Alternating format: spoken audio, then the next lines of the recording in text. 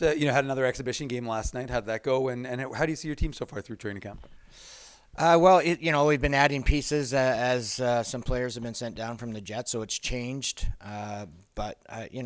We've competed hard. We've played two exhibition games and two inter squad games. So we've seen us against different competition and different lines and things, and we've competed hard. We look good that way. Not a lot of chemistry yet because we haven't had time, to play the lines for game one today. I think in practice is the first day that you'll see some continuity in lines here for a little while, and hopefully we have time to make that work. In terms of the growth from those younger players, I mean, a lot of young guys that were on the team last year have taken a step. They've now had a full summer of training. They've had a Jets training camp. Guys like Brad Lambert, Nikita Chibrikov, Danny Zhilkin. What have you seen in terms of that, and how important is that going to be for a team that'll be young again this year? Well, it's important. They had good training camps with the Jets, and they're down here with lots of confidence. You can tell that they're better players than they were last year, and it's only time's going to tell on how that all moves forward. But they look mature. They look bigger. They're stronger.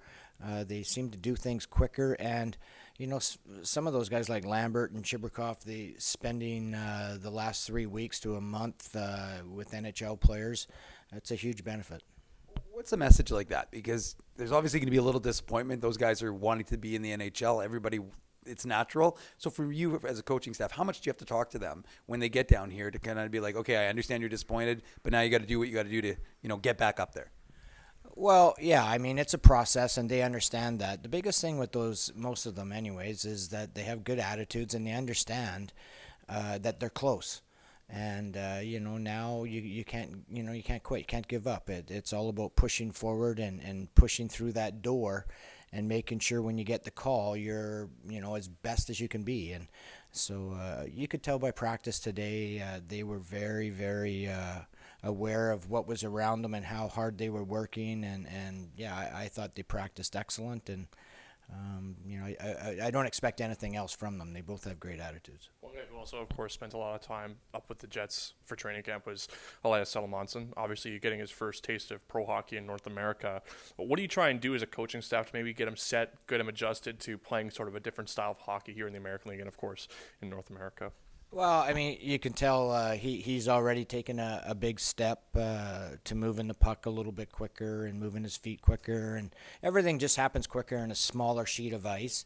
And he looks like he's adjusting already, and he will. He won't have any issues with it. And talking to Scar Darnielle, he got better every day at camp and getting more used to that tight surface. And he won't have any issues. How key is it, too, to have guys who've played here for a long time, like Simon Lundmark, Ashton Sautner as well, just guys who've been pros for quite some time now, just to sort of get him set and get him adjusted? Well, yeah, those veteran guys are, they're important on every team, and they're important in every dressing room, on and off the ice, to show guys the way. And we've been lucky here with the Moose to always have a great core of veterans, and we do again. So they're important, and the young guys learn from them. Simon Lundmark played 66 games on the right side last year and just one on the left, but somehow now he's on the left side. So what are you seeing from him in terms of that adjustment and so far this year? Well, we just think he's one of the guys that can make that adjustment, and he skates well, he's smart, moves the puck real well, handles it well. So we think he's someone that can make that adjustment. And it just makes him a better hockey player, makes him, a chance for opportunities, both if he can learn that position in the left and the right, double the opportunity. And, he's happy with it right now, and we'll see where it goes. Just a couple of updates. I saw Axel left practice a little bit early, I should say. What's his status? Just a tweak growing, and he just didn't want to make it any worse. So it's just precautionary, and get some treatment today, and hopefully he'll be on the ice tomorrow. And Chaz Lucius, I think he played in the game last night but wasn't on the ice today. What's his status?